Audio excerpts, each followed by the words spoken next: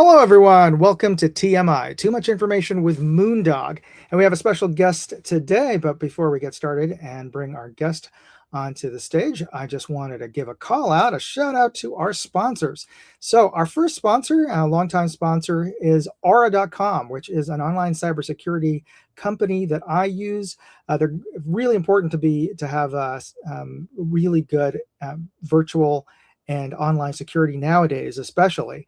And Aura gives you a whole suite of services, protective services, and for one low monthly fee. And if you're ever on public Wi-Fi, you definitely need to have just a little bit of protection because you don't know who set up that Wi-Fi, who's listening in on that Wi-Fi.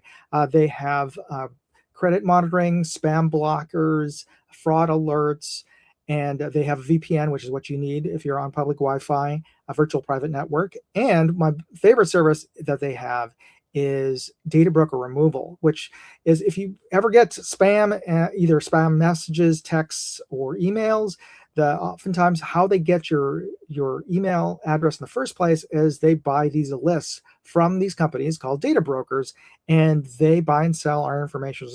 A lot of really information that you don't want out there, like your actual physical address, your phone number, sometimes even your partial social security number. That kind of information gets bought and sold legally, and you can have yourself. There's laws out there that allow you to be removed from these lists, but you have to formally go to each and every one of these data broker companies and formally ask them, or you could just use Aura. You have a feature where you can just, with a press of a button, they will formally go and reach out to these hundreds of companies out there, because that would just be a tedious process to go every one of these hundreds of them. You can get yourself wiped out from all of them with one fell swoop using Aura. And if you use my link there, aura.com/moondog, you can try them out for 14 days free. And that includes the data broker removal service. So try them out and let me know how it works for you. And our other sponsor is Mad Hat Jerky, which is a great all-natural beef jerky, delicious. We had Matt as a guest a couple of weeks ago. Great young man, only 19 years old, but he actually came out with this jerky, won a contest. He was 11 years old when he started this company. That's just amazing that, he's so young, so entrepreneurial. I really appreciate that and got a lot of respect for him. And if you use my link, you get 15% off. Just use the code Moondog at Mad Hat Jerky. There's a QR code there. Check them out. And they may have a free sampler pack. He was totally out of it last time. But they may have it back in stock. Check it out and let me know if they do have it back in stock. But it's great jerky. He's got so many different flavors. Try them out. We've got some guests. We have a special guest today, so let me bring him onto stage. Oh, wait! Before we do that, I forgot to give you an early bird clue for everybody out there who our guest is actually giving away the prize today. But here's your early bird clue. If you recognize this sports team, put it in a hashtag and put it in the side chat right now, and you'll be automatically entered into the software and for the drawing at the end of the show. And as a special bonus, if you email me the correct answer and send it as an email to, let me just bring this up to full screen here. Or at least a larger screen, if you send it to contest@moondogindustries.com with a correct answer in your subject line and your mailing address in the body of the email, I will send you a special patch from Vector Optics, because we're going to be giving away a Vector Optics LPVO at the end of the show here. So you could win a special patch if you email me the correct answer. So here's your first clue. If you recognize a sports team, send it to me. I just need the name of the team. Don't need to include the city or the state that it's in. And unfortunately, the software is specific to a set of characters, words. So it has to just be the 4-letter name of the team. So, all right. So, and it'll make sense as to why I picked this team in a minute, because we have as our special guest, we have Aaron Gines. Aaron, how are you, buddy? I'm doing good. How are you? Very good. So Aaron's from Anarchy Outdoors. And yes, I am. And where's Anarchy? Anarchy Outdoors is located in northern Utah. Very good. So that should also be an extra clue for the folks out there who, if you need a little extra clue as to the name of this team. But if you recognize that logo, please put it into the side chat or email me. And the first 3 correct answers via email will get a patch.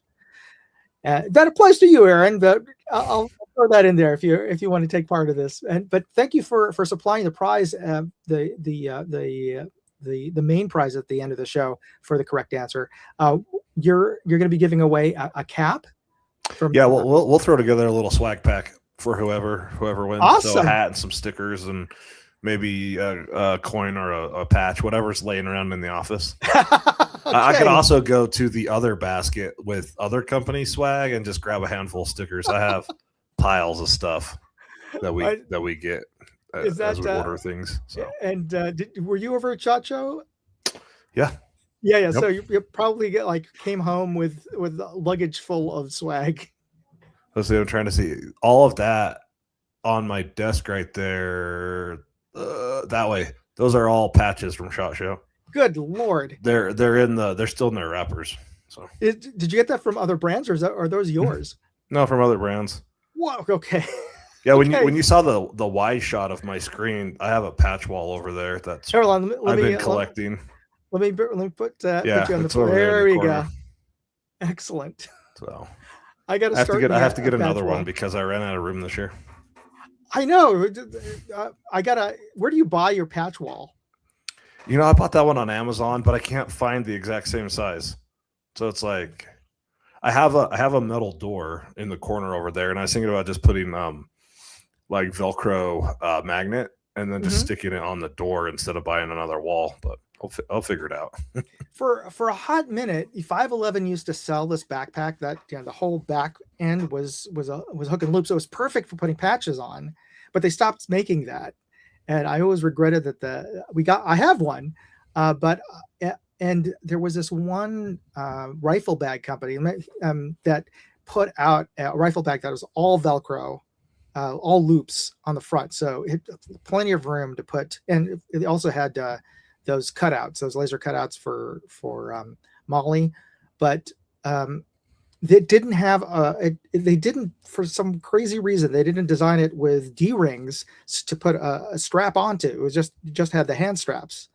So it's like I hardly ever use it, and so I wish I every time I go meet with any of the bag companies at SHOT Show, I always tell them, hey, you should come out with this, and I've yet to see somebody come out with one. You need a bigger Velcro patch so we can put a bunch of them on.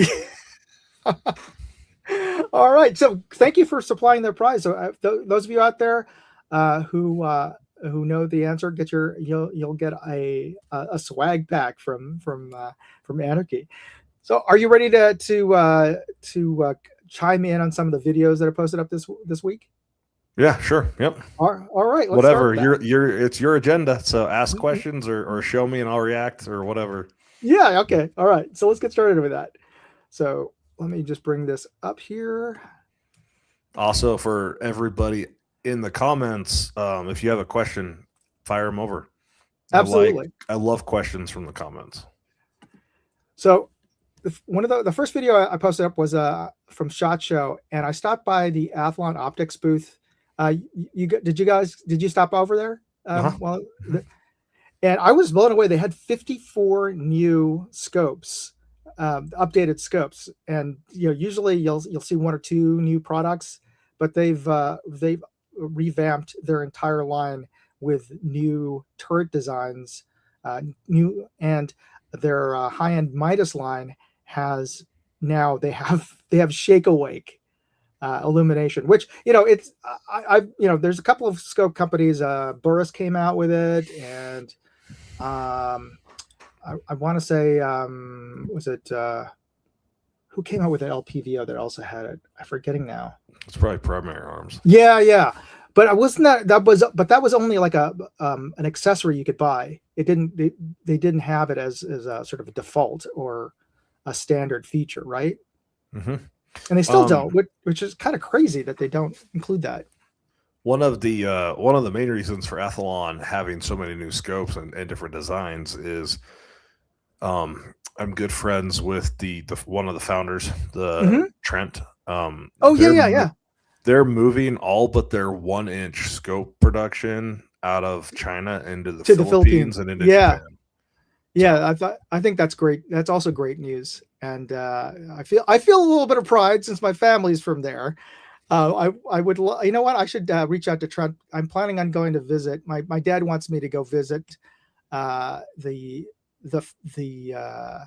the family beach in the Philippines. There is literally, if you Google it, there is a Del Mundo beach, and that's actually my family's beach out in his island. So, well, let's go.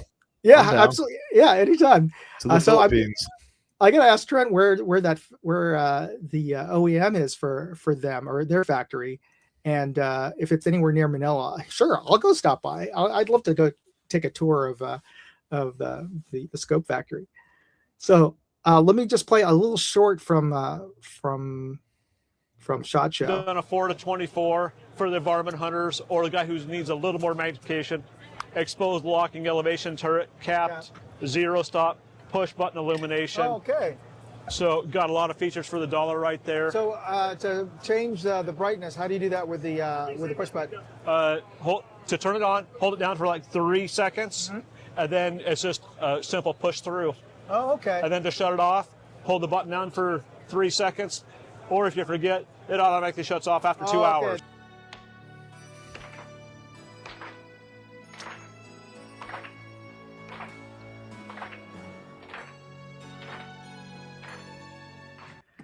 Yeah, slow clap for that.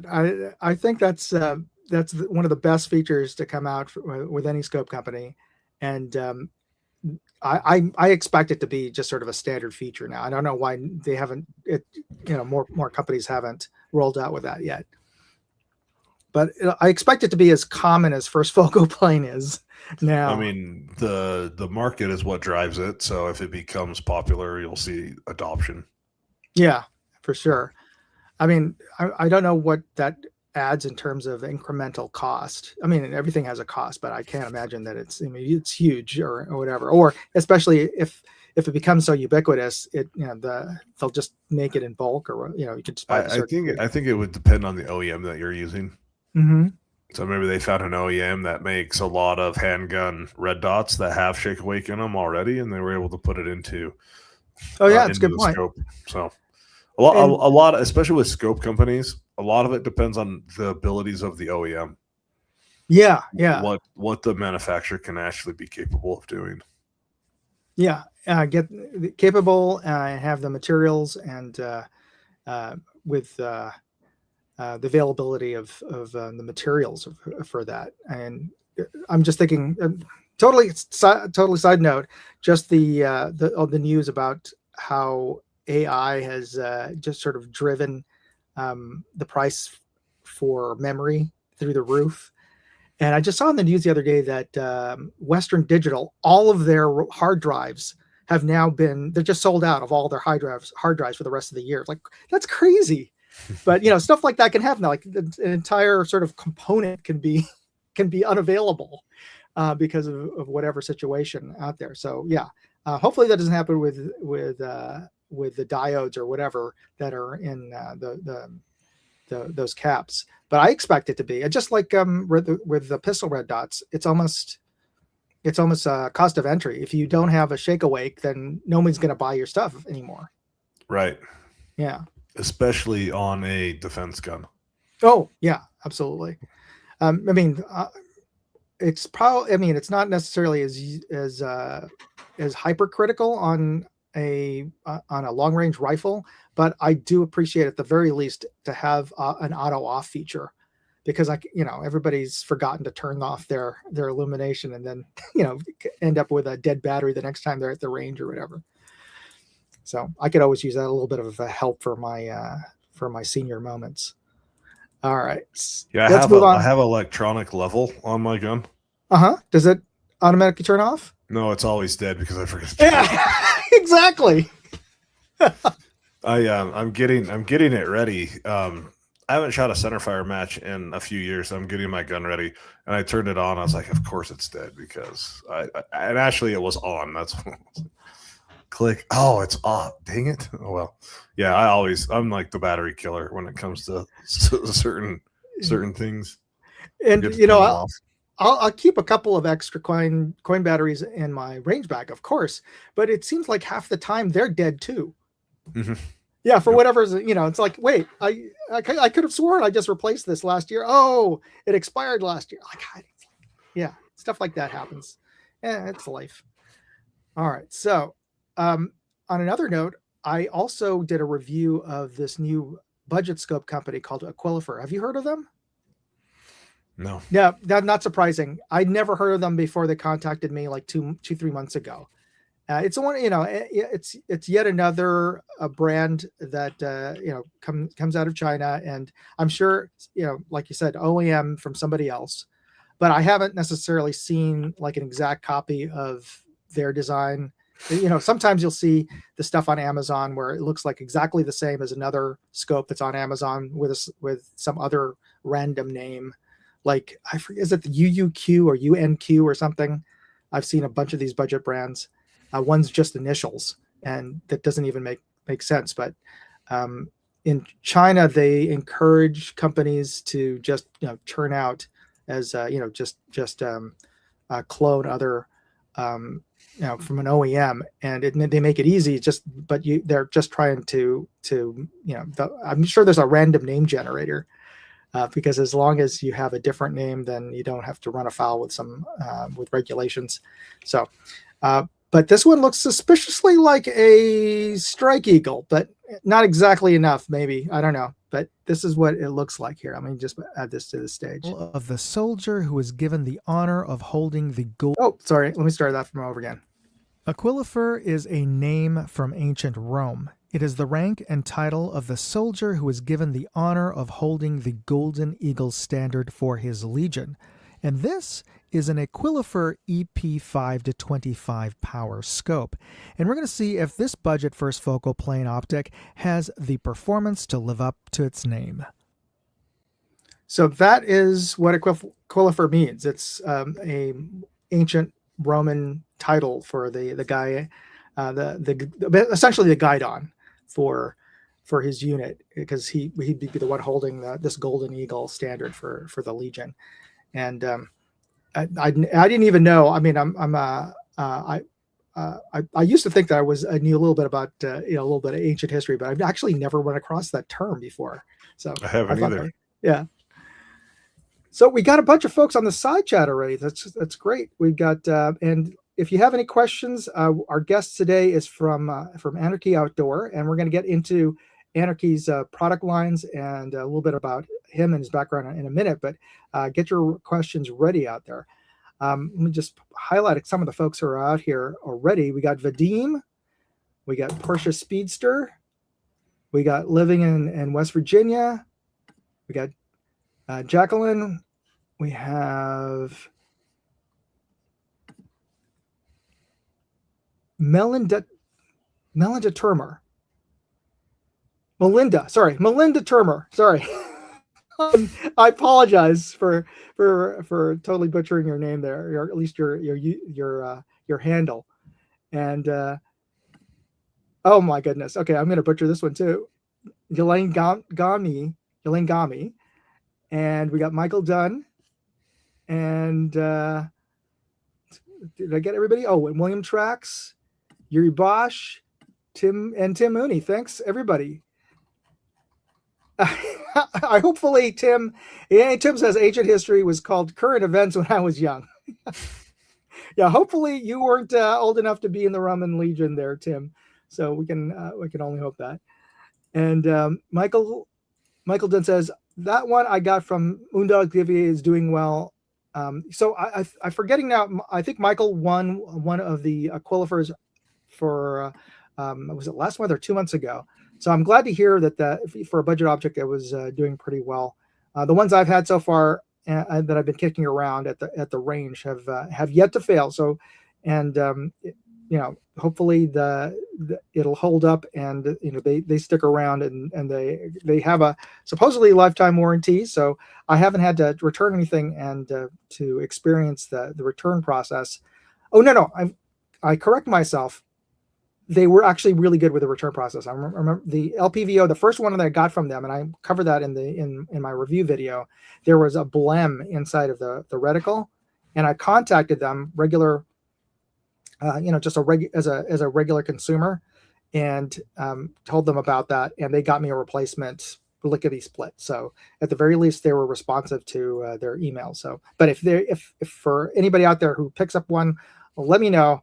Not that I can really do anything about it, but at least I can, through my contact there, I can at least, maybe throw in a word like, hey, somebody I know sent in something or whatever. But if there's a bad batch, I'd like to know anyway. Okay, so let's move on. For my other channel, my non-Pew Pew channel, I got a chance to test out the 511 backpack. This is their low visibility backpack, which I showed the 511 booth video the other week, but I also posted up a specific review of that backpack. So let me bring that onto the stage right now. And this is the unboxing of that backpack. It's not as brightly blue as the thumbnail there. It's actually a little more subdued like this. So it's not a super bright blue. And it's got a nice pass-through pocket there that has has hook and loop loops in the inside. So and also a strap. So you can that's where you can put in your holster or a mag pouch into that. And it's got a pretty generous pocket on the inside, large enough to put a 15-inch laptop, which I test out there, and certainly big enough to fit in a standard SAPI plate, especially if you've got like a swimmer's cut like mine. It wouldn't be a problem to get in there. But 511 makes some great gear. Yeah. And you've had a chance to you got some of the 511 gear, Aaron? I actually compete against 511 in one of the pillars of business, and the product offerings that we offer stomps 511, but to each their own. They do make some awesome backpacks. Their tactical pants and stuff have a lot to be desired, but I've had a couple 511 backpacks, and I've always liked them. They're well made, and they have all the right features. I have one similar, or I have a more of a tactical one that's not low vis. It's like OD green and with loops and stuff all over it. But I like it. I mean, it works great. 511 fits the market where it needs to. I'm kind of a gear snob, so Absolutely I do some other stuff. So, but for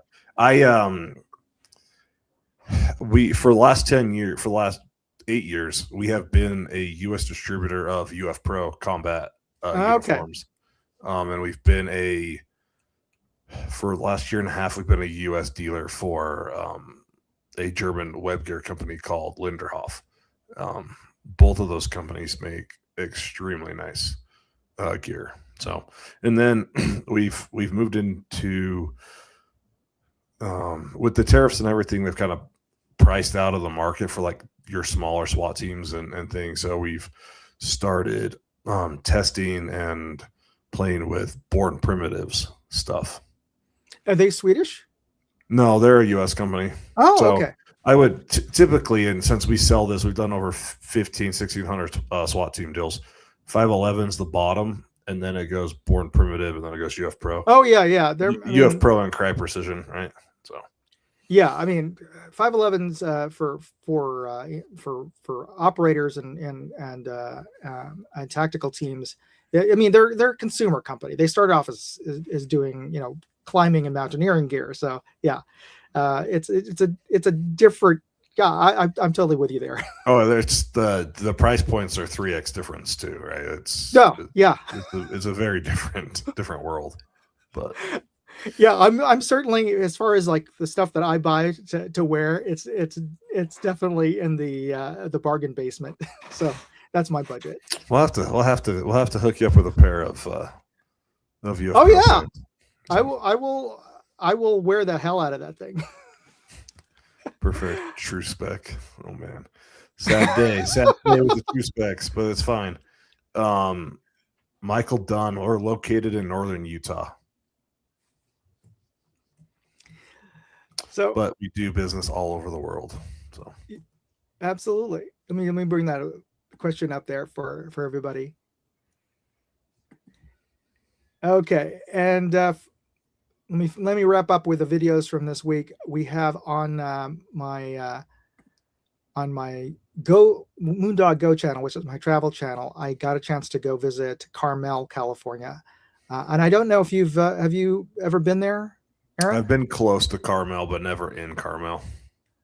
So it is a very charming little town, also very, very expensive town in terms of the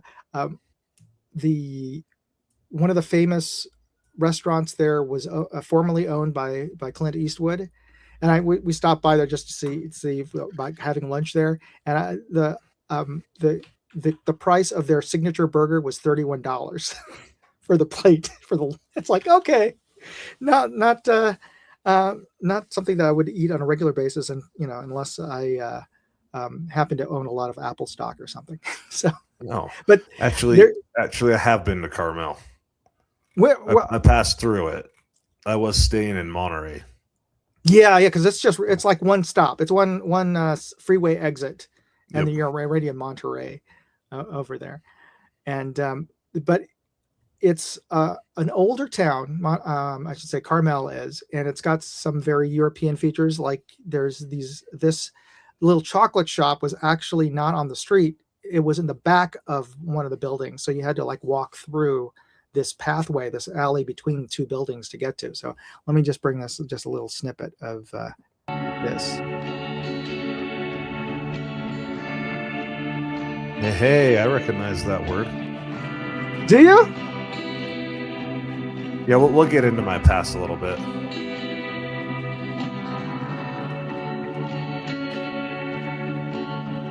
So you make your way through to the back of the building, and there's a little courtyard there. There's an art gallery and a chocolate shop.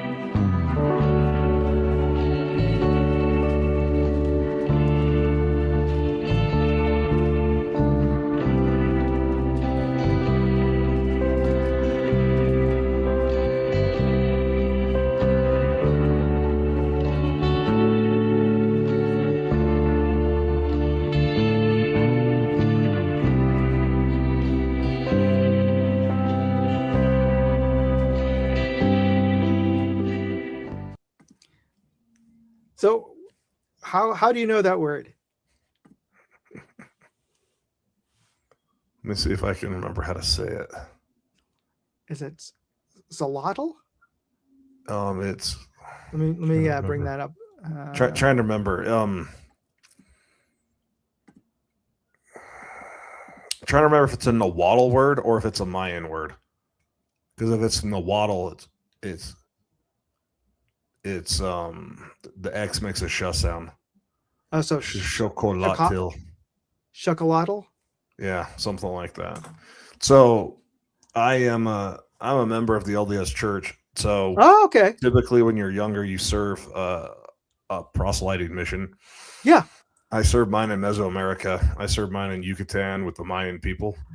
So that's cool. I speak, well, my Spanish isn't as good as it used to be, but I used to be fluent in Spanish, and I spoke a little bit of Yucatecan Mayan. That's so cool. So you were you served your mission in the Yucatan? Mm-hmm. I spent 6 months in Cancun, and I spent 18 months on the other side in Merida, Tizimín, Los Colorados, Valladolid, out on that side of the peninsula. Yeah. So. Which side is that? Don't know. So Cancun is on the side. Like let's say the Caribbean side. Yeah. Merida is more on the Gulf of America side, Gulf of Mexico side. so. Yeah. That's awesome. I don't know, whatever we're calling it these days. I'm not sure. but yeah, I mean, so it's a unique fact about me. So I love the Mayan language and the culture and the food. I lived in Mexico for 2 years and almost ate zero Mexican food. So What did you end up eating? it's Mayan food. Oh, okay. So people don't realize how diverse the culture of Mexico is. Every state has its own native dialect, its own culture, clothes, food, dance. They're all very different. In the United States, we're very used to northern Mexico, Yeah. and we're becoming familiar with central Mexico. Like that's where you get carne al pastor tacos, and like some of the really really good food comes out of central Mexico. But then you get down into the Yucatan. Yucatan was its own country for a long time. And when the Mexicans recaptured it in the early 20s, they suppressed the Mayan people hard. But Yucatan was its own independent country for a little bit. Their language is very different. Their culture is very different. Their food is completely different. They look very different as well. Now, what's the food like? Because I got a chance to eat some of the local soups, but that was really the extent of it over whenever I had visited Cancun and Cozumel. Yeah, Cancun is it's a melting pot of culture. You got to get out very touristy. You got to get out on the other side, and it becomes very different.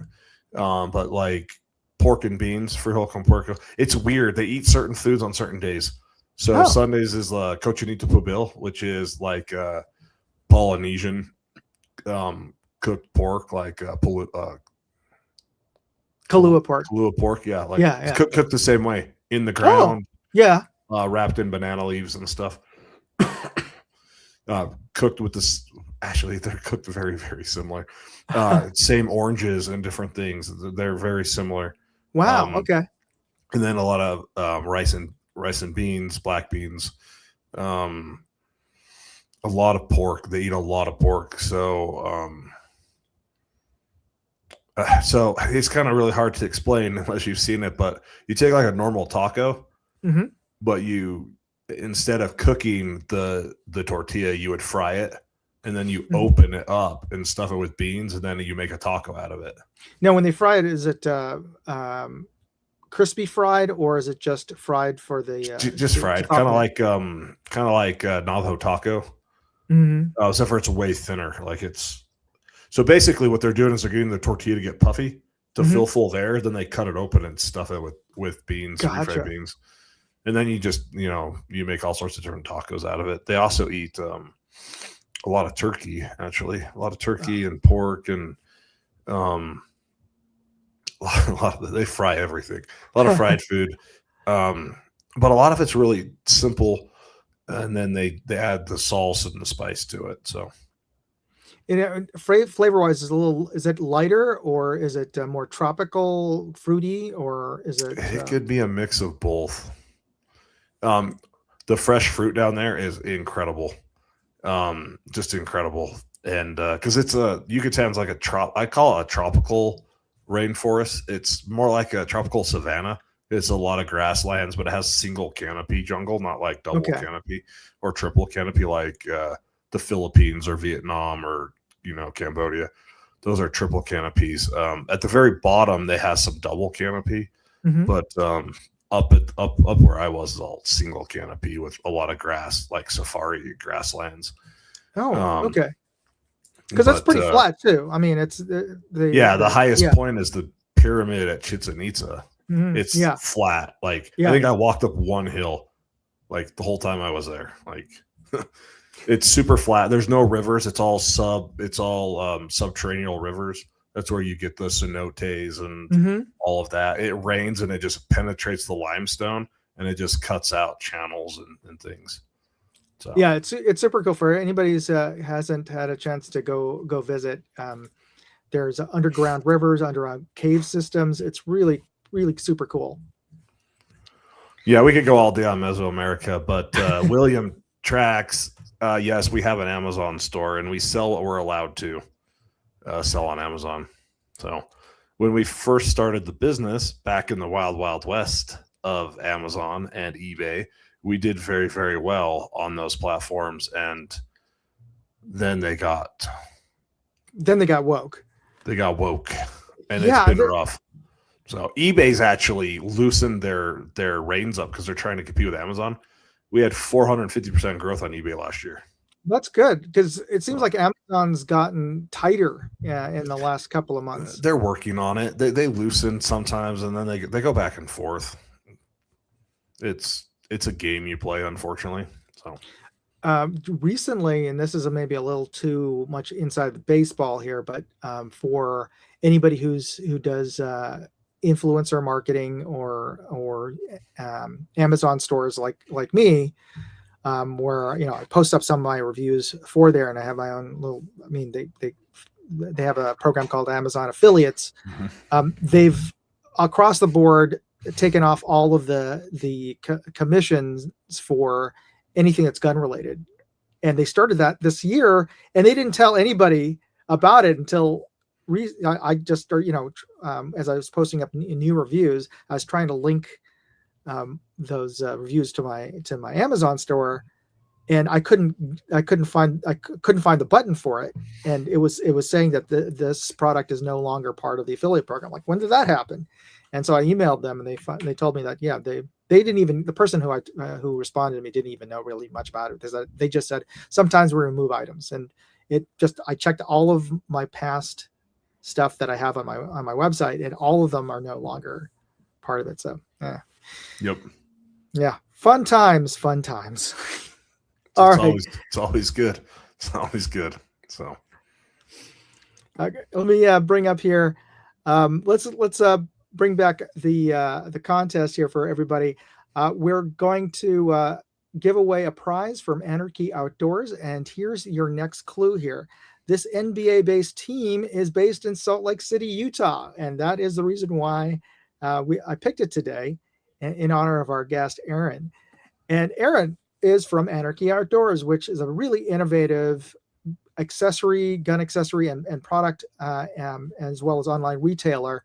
But you guys are unusual in that not only do you sell things, but you guys invent things, which I think puts you like totally apart, because that's how I first got acquainted with you, because I reviewed, as you can see here in the photo here, that's my Ruger Precision Rimfire rifle, and I got a chance to test out your Penguin grip, which is the grip that I have on there in the photo, and I still have on it, as well as I forget, is it the Big Bertha or the Baby Bertha, or the looking at that picture, it looks like you have the Little Bertha on it.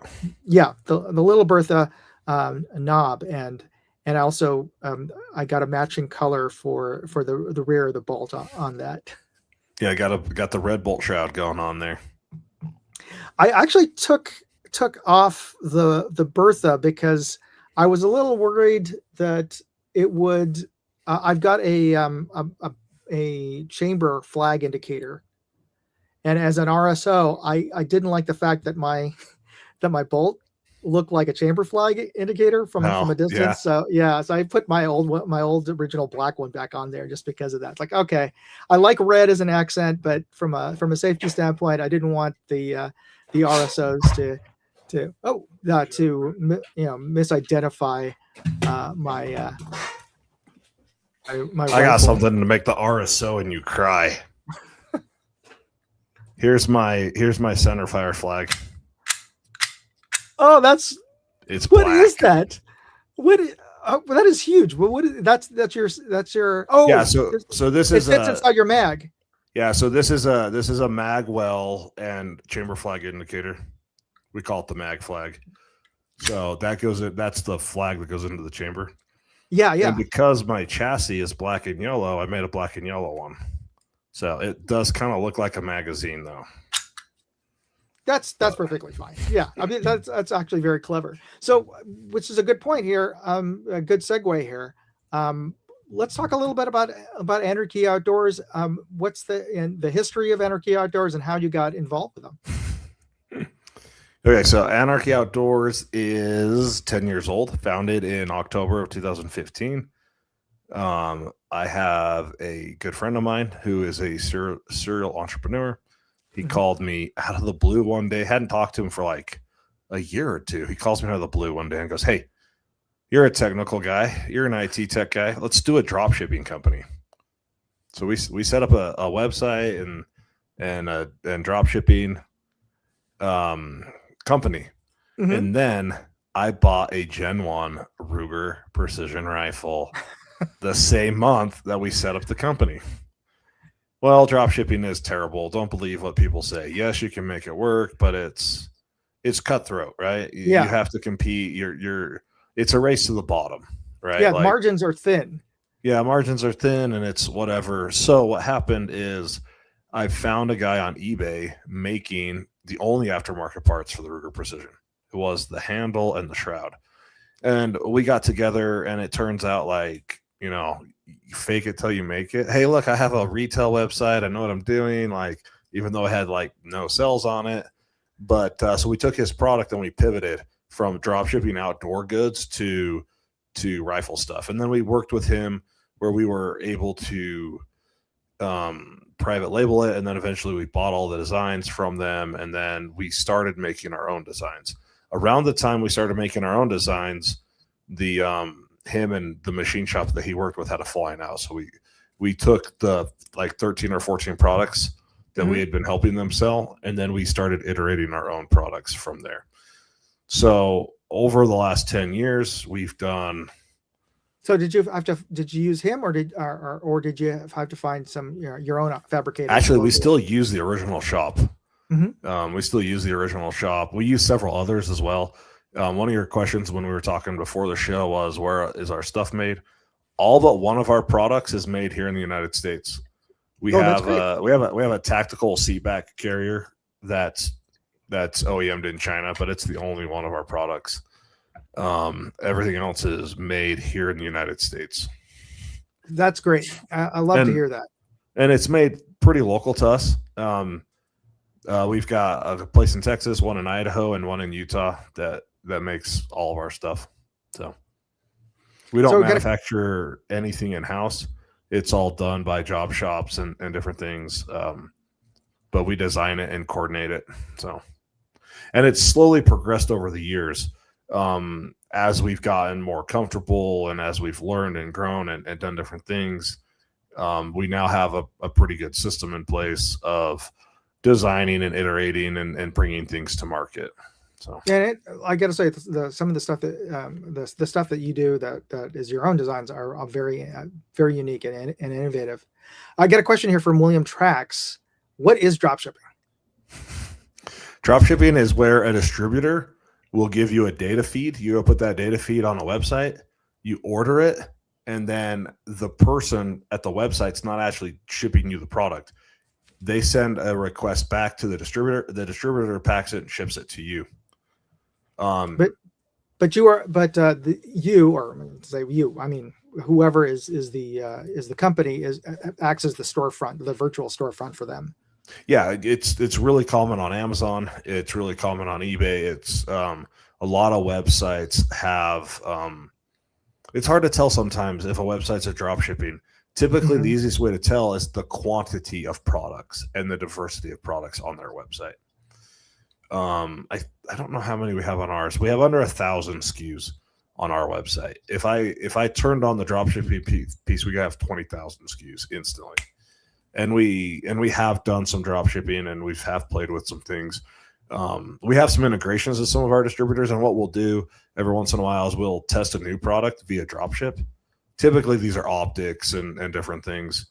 And then if it sells, we'll stock it in house. So we play the game, the smart game. So yeah, it's a kind of a fine line between. I mean, essentially, the difference we just say between an online retailer and a drop ship is that where it ships from, whether it's from your own warehouse or you are acting as an agent for somebody else, right? So how would you define it? Is a one way to define it? Yeah, I mean, if you order from our website or you order from our Amazon account or eBay account, they ship out of our warehouse. There's a few things on Amazon that are fulfilled by Amazon, but not very much. Just because it's a pain to deal with. And honestly, I'd rather you guys come to my website because it's a lot cheaper for me. Selling on Amazon is expensive, but then we touch every single order. Our shipping department touches every single order. We pull them and double check them, and we pack them. We include. I think we're sending Airheads out at the moment. We always include a piece of candy. They've been they've been caramel apple suckers, high chews. I think this go around is Airheads. We had the sour Airheads last time, and I was making fun of my business partner because he was like, I bought the cheaper ones, and I was like, I want the sour ones, bro. So maybe next time we'll get some sour ones again. They rotate on which one's cheaper, but we buy them by the freaking pound, like in big boxes and stuff. But we get a lot of awesome feedback on the candy. Hey, dude, my kid loved the candy, or hey, I got the gun part, my wife got the candy. It's like perfect. We get like just tons of comments on the fact that we ship just a single piece of candy in every order. So yeah, we got one right here from 4X. He loves the candy. Yep. Yeah, we've it's been fun, and again, we've been doing it for 10 years. Anarchy. We actually started in my business partner's basement. We moved into another business that he has in the back. And then we moved into kind of like a storefront for a few months. And then we bought a building in 2021. So we're in our own building, and I think we have 11 somewhere. Yeah, I think we have 11 employees, some full-time and some part-time. And so, but it's all fulfillment. It's you don't have a brick and mortar retail store attached to it. We have a showroom that you can walk into. Oh, good. But we'll take care of the local guys. You want to walk in, if you're in northern Utah and you want to walk in and say hi to us, it's banker hours, baby. It's 8:30 to 5, and on Friday we're out at 2:30. So as long as you can make it in banker hours, you're good. You can come in and take a look. And we get a half a dozen local guys that come in every day, and a lot of them are like, you're like a secret treasure trove, like, because we don't advertise locally, because I don't have like retail staff. So my business partner, the chief operations officer, is the one who's going to talk to you when you walk in the door. And he's a big time hunter. And so he does a lot of, I used to do a lot of our product R&D, like the ideas and taking it to market, but he does most of it now. I'll just give him the idea and he'll actually make it a reality. I don't work for Anarchy full time. I'm an implementation and software product support manager. So when you were doing your little advertisement at the beginning for Aurora or whatever, I was like, that's my wheelhouse. I do security and compliance and all sorts of other things, which makes me very unique. My business partner, I've got two business partners. One of them is our chief operations officer. He runs the business every day. His name is Cody. If you ever call in and talk to the gun expert or whoever, you end up talking to one of our ladies. Then you end up talking to Cody. And Cody's phenomenal. He's a massive hunter. And if you look at our website, you can see PRS, precision rifle, and you can see a hunting, and you can see our different interests. We believe in using the gear we sell. There's used to be nothing on the website that we didn't use. There's a few things on there that we don't personally use anymore. But we use this gear. We use it. We use it in PRS. We use it in hunting. We don't believe in carrying things or selling you something that we won't use ourselves. So that's one of our core values. So I am in the shop. I typically 1.5 days a week, sometimes on Fridays, but every Wednesday I'm in the shop. So those of my friends that are looking to pick stuff up, or people that want to actually talk to me, they show up on Wednesdays. So they're good. Okay, so there you go, folks. If I am nice, if you're on the friends list, I'll drive to the shop on Saturday and open it up for people. Ooh, okay. So I don't do it as much as I used to, but if I'm not busy on that Saturday, I will. I'll drive out there and open it up for people. So that's awesome. So where in northern Utah are you guys? So the Utah State Aggies, Logan, Utah. So we're the shop is in Smithfield, which is like 10 minutes north of Logan, 20 minutes from the Idaho border. So we are in the very top corner of very top corner in a little valley called Cache Valley. So, but I think the only thing really known about Cache Valley is Utah State University, and it's not even that well known. It's in the Mountain West. They play against like Air Force and Colorado, and their basketball team is probably the most known. They'll make it to the they'll make it to the playing rounds of March Madness typically. Which conference are they in? I don't think they've ever won past the first, like, into the actual 32 or whatever, but they make it there typically. So that's good. And so you're the PRS guy at Anarchy? Mm-hmm. the 1+1 on top of a tripod. Oh, right. Yes. So there you go. You and your partner's design and the products, a lot of the products that you sell, which is great. And what went into, like, what was one of the items that you personally had a hand in creating, and where did that come from in terms of your thinking about it? So we started Anarchy, and I don't like racing to the bottom. The competition market, I don't like competition. I like to win. Yeah. So, okay. The Ruger Precision is where we started. So, and because it was a brand new rifle, and that rifle revolutionized the precision market. 2015, that's when Ruger dropped it. That's when Athlon Optics started. That's when Element Optics started. That's when Coltac started. Armageddon Gear, Area 419 came online. Like, it's a very pivotal year in the PRS space, and they made it accessible to so many more people starting out. People can bag on the Ruger Precision all they want. It takes P mags and AICS mags. It had a free floated handguard, had a swappable MOA scope base, had an adjustable cheek riser, length of pole, had a pistol grip, had an AR safety on it, had an adjustable trigger, and they were $800 when they first came out. I looked the other day what they are, and I about cried. I was like, when did they become $1,800? They're that much now? I didn't realize that. Oh my gosh. Oh, dude, you get into the Magnum calibers and they're like $2,500. Like, it's okay. The days of, I bought mine for I think it was $899. Yeah, I thought they were still all under $1,000. Wow, it might have been $790. I don't remember. It's somewhere between $800 and $900 is when I bought mine. And it's hanging on the wall over here. The gun that founded Anarchy. So here, I'm gonna blow you up. Hold on a second. All right. It's hanging up there in that top corner.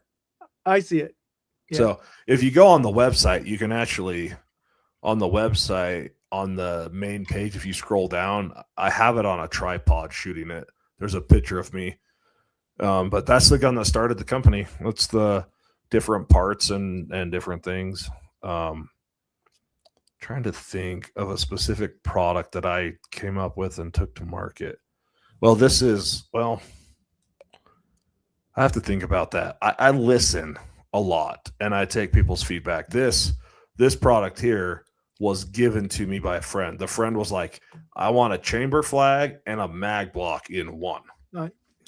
And here it is. And we started with the rimfire one, like for Voodoos.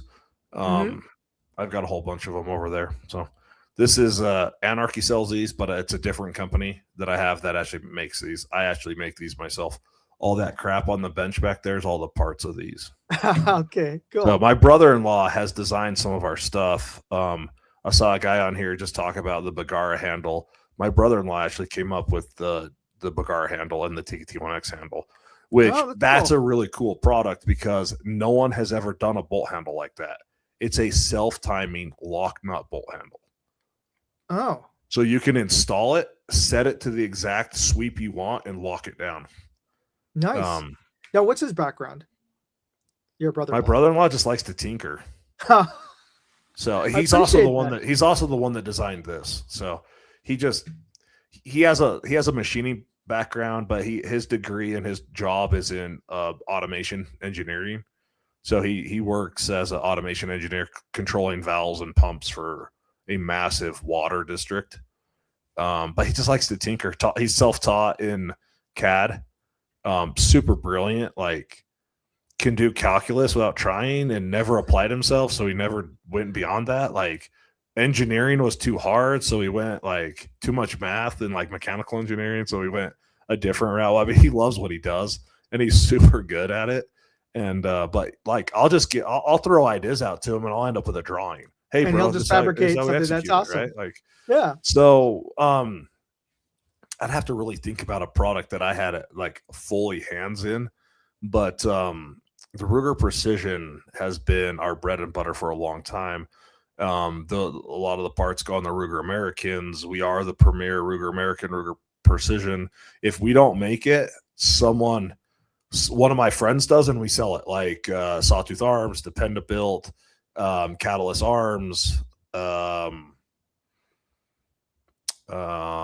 There's a couple others like that we've decided not to make those parts because someone else is making them or one of my friends is making them.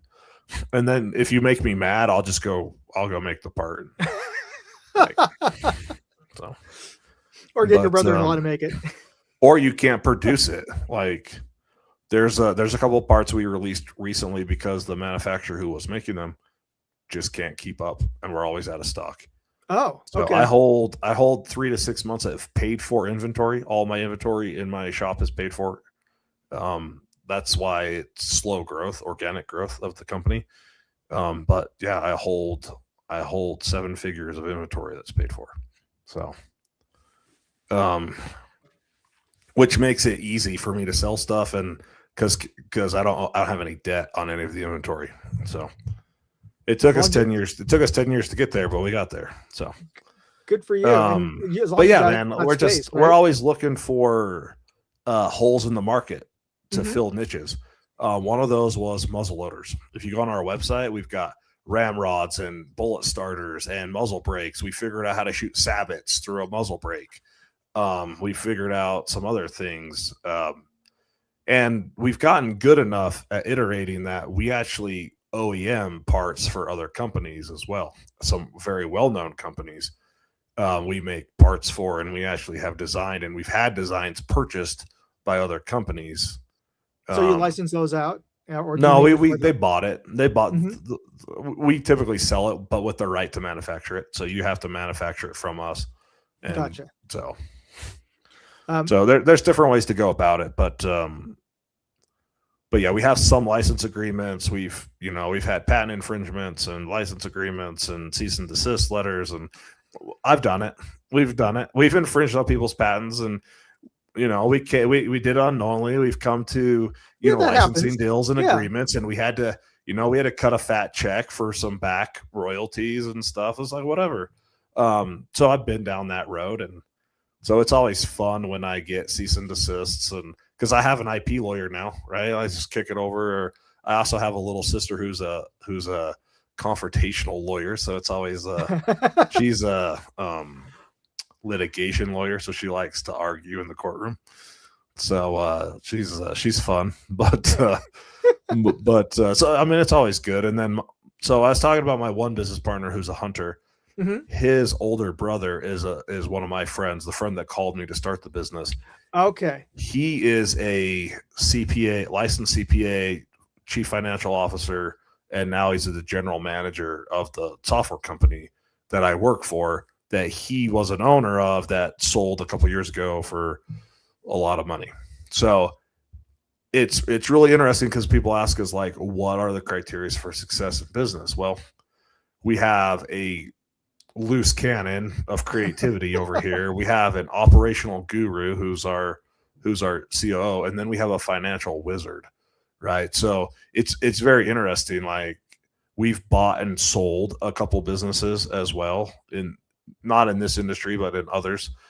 And I can produce financial statements like a Fortune 500 company, like beautiful, like P&Ls and balance sheets and different things. So it's fun. There's a lot of trust between the three of us. And without that, we couldn't operate. We do a lot of crazy things, and it's fun. Like, but yeah. So anyways, we find niches of products to do, niches that haven't been filled. So we've been very successful in the rimfire world. I noticed the rimfire trend in 2019 at SHOT Show, and I was like, rimfire is going to pop off, and it did. It popped off massive. Yeah. And so Tiga T1X, the Ruger Precision, the Bagara B14, the Ruger CZ. American long range. I'm missing one. Oh, the CZ 457. Mm-hmm. Got to look at my wall. I have them all on the wall. Got to look at the wall. Now, William, I had a question for you, and I don't think you do. You, yeah. No, we don't do a ton of 1022 stuff. I've been thinking about doing 2245 stuff, but I haven't gone down. There are a couple of companies that have like tons of stuff for it, but I've been contemplating 2245 stuff, especially since Ruger just filed a patent for a double stack one. Did they? I didn't hear about that. It's been about 6 months ago. They filed a magazine patent for a double stack Ruger. What is it? The 2245. The Mark. Yeah, the Mark IV. Yeah. They filed a double stack, so it should be able to take 20 rounds, which would be sweet. So yeah, I guess the only people that compete in that or have that market right now is what Keltec or that Taurus. Oh yeah, that new Taurus is legit. So, oh yeah, we do Savage handles, and actually our Savage handle is freaking awesome because it actually lightens the bolt lift. Like it's that tight of tolerance that it changes the feel of the bolt. And we used to wire EDM them, which is expensive and stupid. But in order to hold the tolerances we wanted, we wire EDM them. Now our machine shop has the capability to machine them. He's got a 5-axis. You need a 5-axis to be able to do it. But because some of the internal geometries are goofy. So we wired EDM the first one. So if you've got one of our first ones, we started making them, dude, they are legit wire EDM'd, like awesome. So that's, I think, is it Tim who's got Tim? I guess Tim has one of yours. So that's, or he knows of yours. So that's great. Well, I want to be mindful of your time, and I just realized we're right at the top of the hour here, or past the top of the hour. So let's wrap up and give away some prizes. You up for that? Yeah, I mean, I'm good to go another 30 minutes if you want to, or we can wrap up now. It's up to you. We didn't get to any of your questions. Okay, I know. Let's get to a couple of questions a little bit for a little bit longer. Typically, when I go with Ilya, I go for about 2 hours. Okay. So I just figured we were going for an hour and a half or whatever, but. No worries. So, one of the questions that we didn't get a chance to ask was, where does the name come from, and who came up with that? So I came up with the name. Anarchy means like complete and utter freedom. So it's Anarchy Outdoors. It's like utter freedom in the outdoors, right? The ability to do what you want. We did not start. We did not start as a gun company. We wanted to keep it generic as an outdoors company. So we didn't do like Praetorian Tactical or Joe Blow's Tactical or Precision Tactical, Slap Me, Timmy Tactical, whatever, right? Yeah. We went with Anarchy Outdoors. Now we've gotten some blowback a little bit since 2019 and COVID. But before that, nobody even freaking knew it. And everyone reads it as Archery Outdoors. Like, I was like, hey, your hat says Archery Outdoors. That's cool. I'm like, it's Anarchy. Learn to read. Like, reading's hard. We get it. It's okay. But that's where it came from. It's a play out of Jeff Bezos' book, right? I wanted to pick an A, right? Okay. It's Yes. in the Yeah. alphabet. It's but you know, it also kind of just goes with the vibe. Like we've embraced the name and it kind of fits. Like we believe in the freedom in the outdoors, or you know, we hate all of the hunting regulations and all the weird crap they're doing in our state. So we now live in a center fire, open site only deer unit. No. When did that start? This year? It's a 5-year trial process, and it started last year. Whose idea was that? The government of Utah. Oh gosh. So, but that type of stuff, we stay on top of the hunting trends because my two business partners, they hunt a lot, and we've been able to stay on. That's what we've become locally famous for. Is we have what you need to make like your rifle legal or your muzzleloader legal as they keep changing the laws every year. Oh, but take away your scope. Oh, then it's a red dot. Oh no, you have to have open sights. Oh, it can't be it has to be a percussion cap open to the weather. It can't be like a Remington lockdown muzzleloader, you know. So we stay current, and so all the muzzleloader guys, they have to come back and buy from us every year because the law changes. Oh my gosh. But yeah, because open sights only. Like you have so much cover in Utah. Yeah, what they're trying to do is lower the harvest rate, but increase their revenue by selling more tags. People have been, since COVID hit, it's hard. So, but pre-COVID, you could draw a deer tag every year. Post-COVID takes 3 years to get enough points to draw a tag. So they're trying to increase the tags, which increases their revenue, but lower the harvest rate. And I think all they're going to do is have a bunch of dead, wounded animals that no one can find. But here's sports. Yeah, soon to be flintlock only. Yes, it's on their freaking. Yes, it is on their freaking agenda. So there's actually a special season where it's flintlock only. I think. Is there? I thought that was. I think it's some units in Utah. There's a flintlock only. That's crazy. Colorado probably does it too because they're just as dumb as Utah, or dumber. They're dumber than Utah actually, but. Well, at least you can still use lead. Yeah. Actually, you want to shoot freaking copper Thor bullets out of muzzleloader. So what you do is you get their bore set. Mm-hmm. So you find the one that's the tightest. So when you push it down, it seals it just like a modern day cartridge. You don't have any gas leakage or anything. 450-yard shot with a muzzleloader. No way. Yeah, buddy.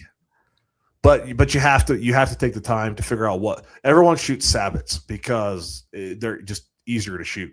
Yeah, but they're wildly inaccurate, and so if you actually get the right diameter Thor solid copper bullet and you put it down there, it seals it. So what you typically do is they make little sealing wads too. So you drop the wad, stick the bullet, so when it hits the powder, it's sealed like a modern day cartridge. Is it because the copper expands more readily, or how is it? Well, have you ever tried to push a bullet through a rifle? Like, have you ever tried to push a bullet through a barrel? Yeah. Can you drop a bullet through a barrel? No. You have to push it.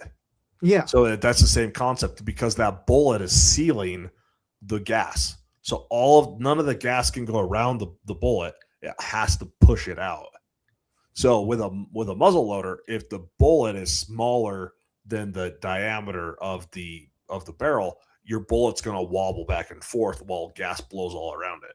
So you don't get a good seal, and the bullet comes out doing whatever it wants. So if you have a rifled muzzleloader bullet, you seal it, you can get it coming out and spinning like a centerfire cartridge. So, and you can get on some of the really nice ones, you can get 800 to 900 yards, like consistent shots out of them. That's pretty impressive. Yeah, they're Arrowhead rifles. Best of the West has some. Like there are some incredible shots. My neighbor, before the scopes were illegal, 3 years in a row, he killed a deer at 450 with his. Yeah, I mean that's pretty common with Western hunting. But not with a muzzleloader, it's not. No, with a muzzleloader. He did that with a muzzleloader. Oh my god! Dude, my freaking that buddy of mine killed a marmot with a 7 Psalm at 1,500 yards. A marmot? And he's got it on video. Wow! I'll have to find his YouTube channel. He's got it on video. Watch it hit it at like barely tell what it is because it's like through a scope or whatever. But friggin' hit it. And he's got he's got a bunch of cases that he's like killed marmots at like crazy ranges. He lasers them with the date on them. He's got them sitting on his windowsill because 1,500 yards on a marmot, like a marmot's like this big. Yeah. And it's looking at you, so it's really this big. Yeah, because you don't have a huge profile. Yeah, dude, he's my neighbor. Like that dude, I'm a good shot, but that dude is much better than I am. So, that sounds. I don't think I could hit a marmot at 1,500 yards, but I don't think I'd hit a deer at 1,500 yards. Yeah. Where deer? So apparently, Pennsylvania has a flintlock only season, and Tim says Missouri, Nebraska, and Alabama allow deer hunting with a spear or atlatl. That'd be fun. That would be atlatl would be fun. You know what an atlatl is, right? Yeah. Did you get a chance to use one in the Yucatan? No, I've used one at like a Boy Scout camp back when I was little, like Cub Scouts. Mm-hmm. It's the wooden arm with the javelin. Mm-hmm. Sweet. But I wonder how many folks hunt with spears. I mean, it's interesting that they do. I mean, I know a lot of folks. Well, there's that one YouTuber that got like ridiculed for it. He like jumped out of the tree onto the deer with a spear. Oh, I didn't see that. You have to just Google it because it created like a firestorm on the internet. That was a couple years ago. I know folks will hunt fish with them, but yeah, I never would have thought to go hunt. I mean, obviously our ancestors hunted with spears, so yeah. I had a friend of mine tell me, once you've hunted the most dangerous game, it's not fun anymore. I have some friends who are much older than me, and these guys are like GWAT vets from 2003, Tora Bora, like when they're like, oh yeah, we dropped into Afghanistan with no support. Yeah, I have some friends in that category. Yeah. And they're I asked one like 2 years ago because he was still in the fight, and I was like, bro, you're addicted. And he's like, no, I'm not. I'm like, you are so addicted. Comes back like a year later and goes, bro, I'm so addicted. but he's done some work. I don't think he's addicted anymore, but some of those guys, it's like people shooting back at him. So it's crazy. Did he go into contracting afterwards just to get that fix? So he's actually quite famous. You can actually Google him. Sean Ryan's show is The Real Life John Wick. So if you go Google The Real Life John Wick with Sean Ryan, you'll find a good friend of mine.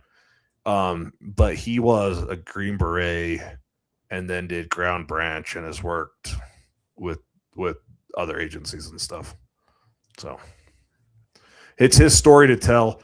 It's crazy. Sean Ryan's got an episode with him. Jocko Willing's got an episode with him. One of Jocko's employees, JP Donnell's got one with him. And then there's another guy. I don't remember. I don't think he's a veteran, but he interviews a lot of the guys, especially that are using psychedelics for like PTSD and TBIs and stuff. He did one with him not too long ago. I don't remember what. You just have to, once you find the guy's name, just Google all of his episodes. He's got a handful of them out there. But he's the one that puts on the TRT sniper match in Montana. Oh, okay. So it's a bunch of old retired Green Berets and Force Recon Marines, and it's just a good time. It's a bunch of crazy psychopaths. Now, speaking of matches, we were talking before the show started. You're often on a show with another friend of mine, Ilya, Dark Lord of Optics, and you're saying that you got to get to know him, not before you were on his live stream show, but you got to compete on his team or against him in a match. Against him, yeah. He shot with one of my buddies. And it's fun. Ilya, if you guys haven't ever checked out Dark Lord of Optics, he just does live streams, and he's like a physics professor. Like, he's just dry and kind of boring. He's an optical physicist. Yeah. But he's so freaking brilliant. And but I get on there and I just crack jokes and make funny questions, because then he like livens up a little bit, and like you get a lot more out of his live streams. But yeah, we went out and shot it, and it's super fun because it's a sniper match. It's find your targets, communicate with your partner, engage the targets. A lot of it's, you don't shoot a ton. A lot of it's communication and different skills other than shooting. Like, yeah, you have to be able to shoot for sure. But can you talk to your partner? Can you look at a mountainside and direct him to the target.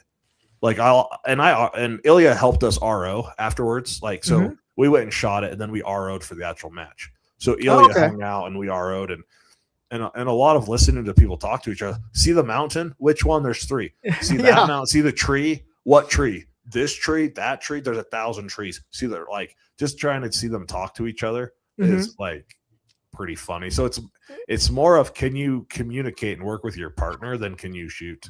So, but now were the teams were they matched up at the event, or did you brought your own team? Okay. So hopefully you would have shot with your spotter ahead of time, and you would think they would work out some of those details. I mean, I shot with my brother-in-law. We both shot PRS for 10 years. Never have we had to communicate on the clock with each other, and we learned really fast that we weren't great at it. But we made it through. We actually we were in the middle of the pack out of 27 teams. We took like 16th or something. But we shot it the day before everyone else shot it. And we did it with 1.5 minutes less par time on every stage. Because when we shot it as experienced shooters, like, we don't get the whole communication stuff, but we're experienced PRS shooters. We shot it, and dude, they were like, "Are you like?" Our scores were just nasty, like just little, and they were like, "Holy crap!" And they just started adding like 1.5 minutes to 2 minutes to every stage. So. I want to wrap things up just because I realize that even though you got more time, I've got a teenage girl that I got to go pick up from school. She's at school late because she's one of the stage techs for. She's doing drama or whatever. Yeah. So she's helping out doing the lighting for I guess some performance. I don't know. I don't even know what the performance is tonight. So she has to get picked up by Dad. So that's when I got to get going. Perfect. Well, let's wrap it up. Your audience is well engaged. If you want to do this again, send me an invite. Absolutely. Yeah. And I want to hear more stories about the matches. Before I forget. So who in your particular match with Ilya, who ended up with a higher score? Oh, my team beat Ilya's, but I also like his partner is a good shooter, but like I loaned him a gun. He put it in his own stock. It wasn't zeroed, and he was so flustered at the beginning. He wouldn't listen because he was super flustered. And I was like, he's like, I can't see where I'm hitting. I'm like, pick a rock at 400 yards and shoot at it and we'll measure it. Click, click, click, shoot it again. Oh, we're right there. Now come to the paper. He wouldn't listen. So he shot the first couple stages without a zeroed rifle. And then he zeroed it on the fly and he got it going. But he just wouldn't listen. So yes, unfortunately, he had a rough start. Yeah, but Ilya's also Ilya hasn't shot near the number of competitions that we have. So he's kind of a newer one. Now he shot more of the spot and stock ones than I have, but positional shooting, I'm just way more advanced, and my gun was set up for it. He was shooting his little Q fix. They're great guns, but PRS is all about balance and maneuverability and different things. So he learned a lot. He's going to come back and have a good time. He's already. I mean, it's not till July. He's already booked his accommodations. We're already planning to go up. I've got 4 or 5 other friends coming. It's going to be a good time. That's awesome. And do you want to? We'll get to drawing the prizes, but before we get into that and wrapping things up, is there anything else you want to plug? Is the match invitational? Are you putting it on? What's the? So unfortunately, that match is sold out. It's sold out in 3 weeks. It's called the TRT Sniper match. It's TRT stands for Thornton Ranch Training Center. It's the ranch we're going to shoot on. It's the ranch we're going to shoot on. If it does open back up, because there's 36 teams signed up, and there are some good teams. A couple of the teams shooting went to the Nasty. If you've ever heard of the Nasty, no, just Google the Nasty. Okay, the Nasty is invitation only at Hat Creek in Idaho, and they're all Tier 1 operators from all over the world. It's invite only. Entrance fee is $9,000. They give away $30,000 night visions and stuff when you win, but like entrance fee is $9,000, and it's the premier unit. So if you go out to like Seekins or Eberly Stock or to Hat Creek training, that new Seekins rifle that they put out, the Sick, they debuted it at the Nasty. So like if you've seen some of those videos, it's invite only, and they are the best teams in the world that come in to shoot that. It's every 2 years. So a couple of the teams that shot that will be at this match. And then we had a Navy SEAL team shoot it last year. A pair from the SEAL team shot it. And then just a bunch of random PRS guys, and the girl, we had a 16-year-old girl win the 1,800 meter shot and won the Zeiss, the new Zeiss 6-36. Nice. So a 16-year-old girl won it. So you never know what's going on, right? So, that's awesome. But no, I don't have anything to plug. I mean, I appreciate anyone who goes and supports the website, right? Oh yeah, I feed my kids. I feed 11 employees' kids. They pay their mortgages, like, and the dollar speaks, right? We make awesome products. We have good warranties. If you want to trust us with your money, we appreciate it, and we really respect that. And also, if you have ideas and products that you can't find on the market, shoot them over to us. We'll put them on the product design board. This year, we're going into the air rifle rabbit hole. Oh, okay. So that is a big gap. That is a big rabbit hole. You'll begin to see some air rifle stuff come probably towards the middle of the year. That's really cool.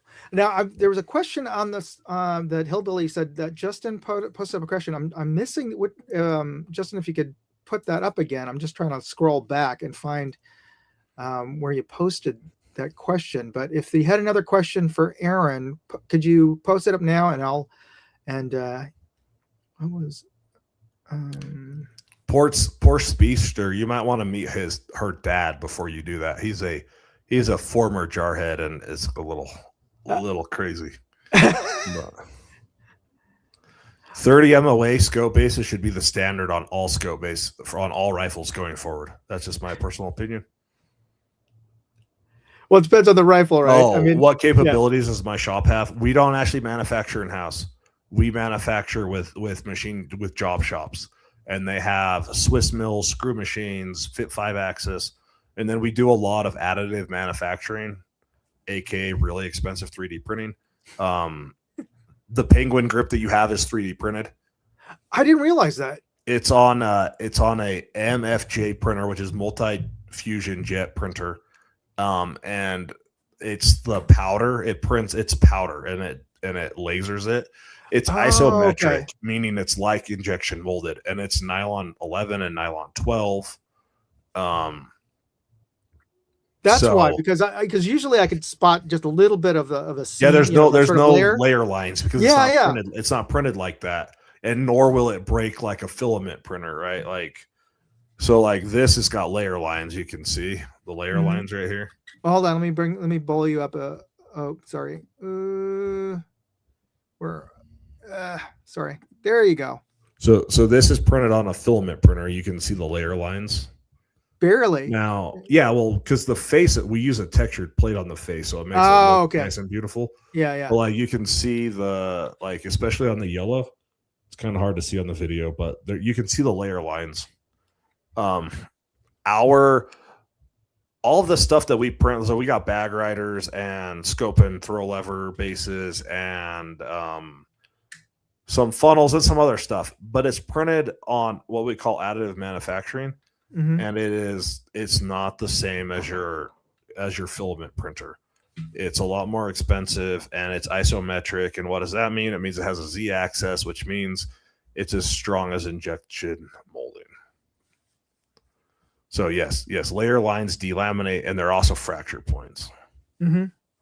So I do like the Penguin grip. My only pet peeve is I wish it was just not a little bit shorter, not as tall in terms of the base. That's the shortest one we make.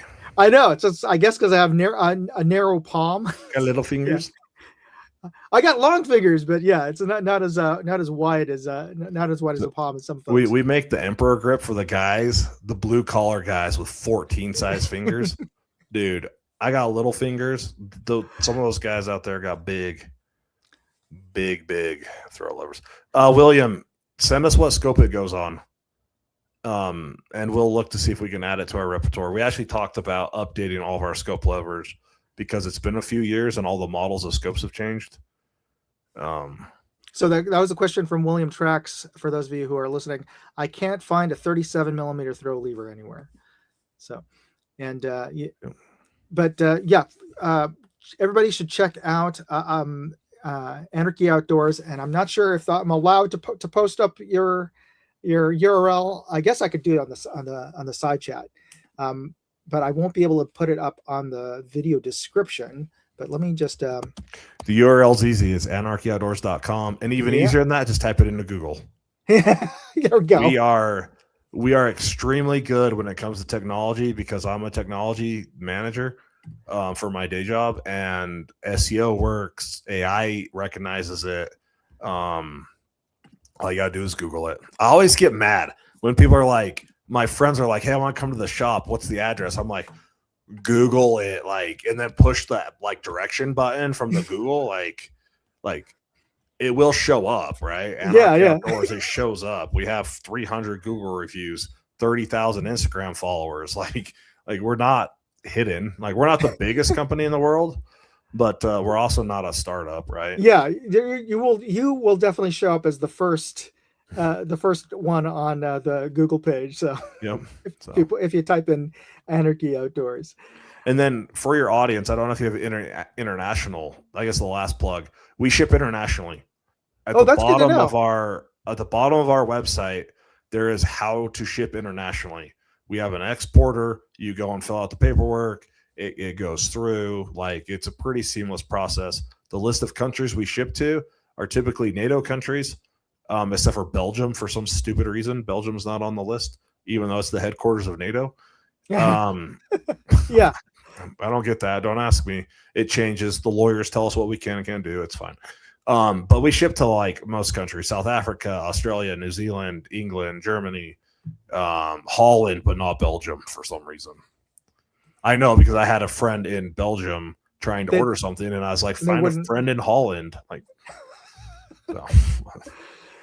Anyways.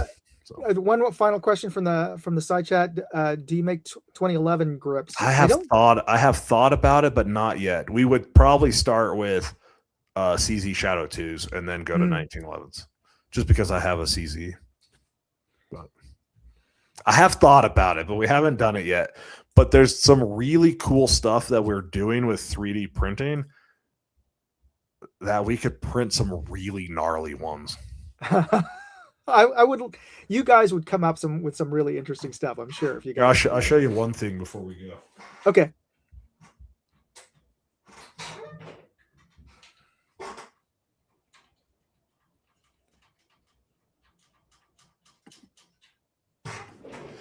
So this is our ultralight bolt. Yeah, I saw that. That looks pretty sick. This is a hybrid between a little Bertha and a big Bertha. Here, it is hollow. It's hollow. This is a titanium aluminum alloy that is 3D printed. So it weighs 4 ounces. Oh, wow. Yeah, comes in black and silver and a kind of ugly color of red, but well, I definitely want to get the black one of that. That looks so cool. So are those holes going all the way into the center part, or it's completely hollow. Wow. Here, listen. Did you hear that? It's completely hollow. So the threads are printed. The reason it has a neck on it, because the Bertha doesn't have a neck on it, is the threads are in this neck. But like you can look through it. Like that's so cool. See that? You can see my face. Yeah, I can totally see it. It's completely hollow. It weighs 4 ounces. It's awesome. So that's awesome. Compared to this one, like this is the little dragon scale. This weighs twice as much. Oh yeah, as this one. But I mean, for folks who want that sort of more, substantial feel, that makes total sense. I mean, this is for like your NRL hunter guys or your hunters. Right? Every ounce counts. Right. And it's just freaking cool looking. Like, it's got a great shape. It's ergonomical. Like, I don't know. I like it. Yeah, I'm down with that. Okay, folks, let's get into the contest and wrap things up. Let me just bring up the screen there. Yes, we do ship to FBOs and APOs. Cool. All right. Just want to remind you guys that there's a new contest, actually 2 new contests on my website. CV Life is giving away an LPVO this month. And the reason why I say a LPVO is actually they're going to give you the winner a choice between some LPVOs that they have. So you'll get a selection from them at the end of the month, whoever wins, and you can pick which one of the LPVOs you want. So that's great. So go to moondogindustries.com/contest for details on both of those contests. And the other item that is being supplied by Claris is a 3,300 lumen tack light. So both of those contests are details are online. They're both separate contests. So one's obviously the sponsor is Claris, and the other one is CV Life. So you have an opportunity to win this rechargeable 3,300 lumen tech light. Just go to moondogindustries.com/contest, and I will include the URL on the side chat right now. And here's our final clue for the Anarchy Outdoor swag pack that Aaron's going to give out. This basketball team got its name actually from its original home, which was not in Utah. It was in New Orleans. And they moved to Utah in 1979. And for the first 10 years, they were one of the least successful teams in the NBA until 1984 when they made their first playoff. So if you know who this team is, I picked the team in honor of our guest and their home in Utah. So if you know who this team is, put it on the side chat. I see a lot of people have already put their name on there. And in addition, the first 3 correct emails that I get at contest@moondogindustries.com will get a patch from Vector Optics, which is sponsoring the other big giveaway that we're going to have at the end of the show, because we're going to pick the winner of my contest from last month. In fact, I'm going to have you, Aaron, you're going to help pick this out.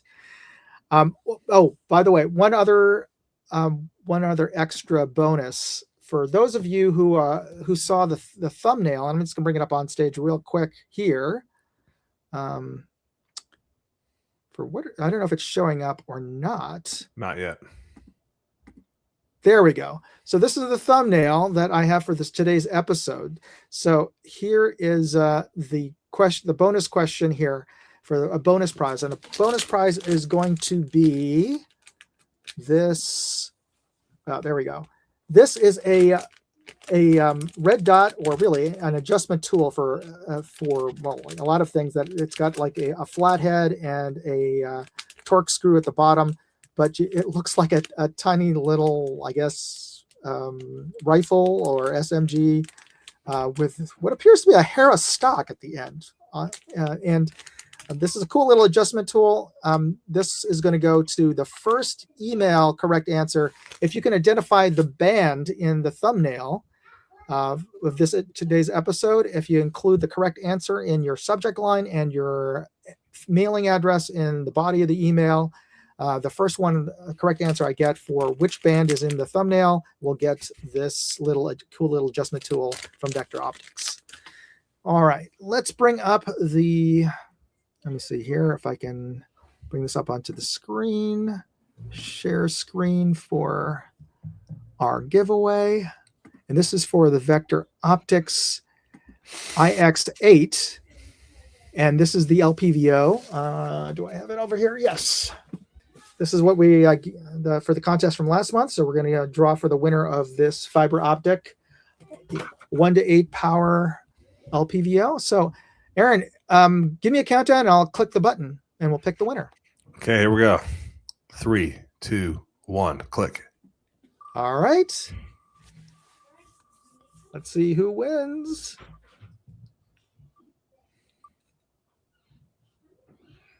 Ron, congratulations.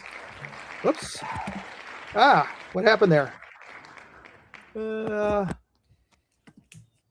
there we go. Okay. And I'm going to Congratulations to Ron. I'll be contacting you based on your entry form, and that's the reason why I asked for a lot of information for our website entries, so I can contact you, and you'll be getting your LPVO directly from Vector Optics. So congratulations on that. And Hillbilly says he can't see. Did he? You don't have the picture of the band up. Oh, okay. Let me bring up the band. Okay, let me bring that up to the stage. Okay, can you guys see it now? I don't know if you can. Hopefully you can. Let me know. Do you guys see it? The thumbnail? Oh, yeah, of course. I can see it now. Okay, all right. Now let me bring up the our final giveaway, which is for the Anarchy Outdoors. And let me just bring that up. Share the screen. All right. Got 8 entries. Oh, that's what he meant. He wasn't seeing the wheel. Okay. Oh, okay. He didn't see the wheel. Hold on. Let me see if I can bring that up. Well, I guess it's yeah. So anyway, Matata. So give me a countdown, and I'll press the button for the Jamie Justiano got his entry in. Sneaky. Look at that. Okay, here we go. 5, 4, 3, 2, 1. Click.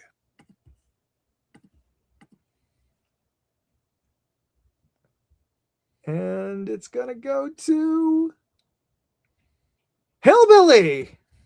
Congratulations. Hillbilly up. I hope you can see that. Oh, we can see it. Okay. All right. So, for the correct answer on the side chat, though, guys, you got to email that to me. Let me just post up my email address to send that to contest@moondogindustries.com. The first email that I get from somebody out there who has the correct answer with on the subject line gets that little tool. So there you go.